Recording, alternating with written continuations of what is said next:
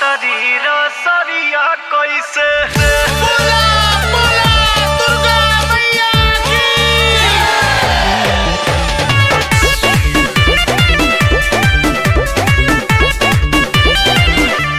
जय हो। अब तारे घर देवी माई हो, फुलवा से रहिया सजाइब हो।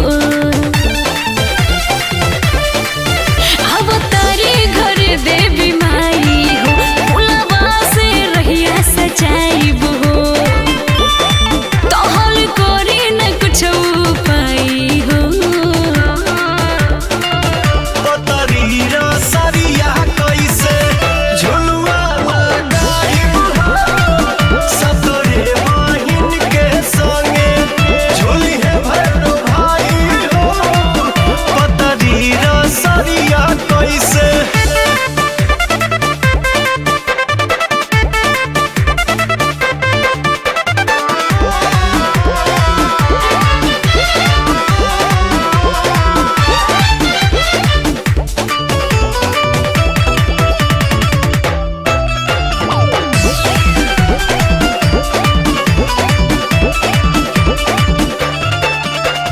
भैया दुलारी होई सुकवारी छनही में जई है रूस हो।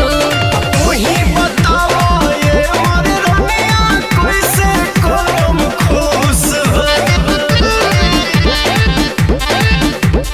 भैया दुलारी होई सुकवारी छनही में जई है रूस हो।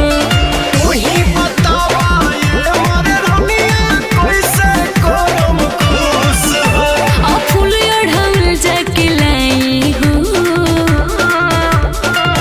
पतरी रसरिया कैसे झुलुआ लगाइब हो सतरे बहिन के संगे झूली है भैरो भाई हो पतरी रसरिया कैसे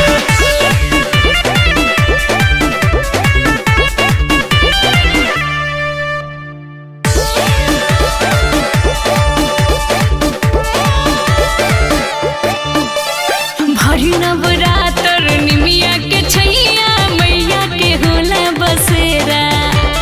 चौबे रजनी से पवन से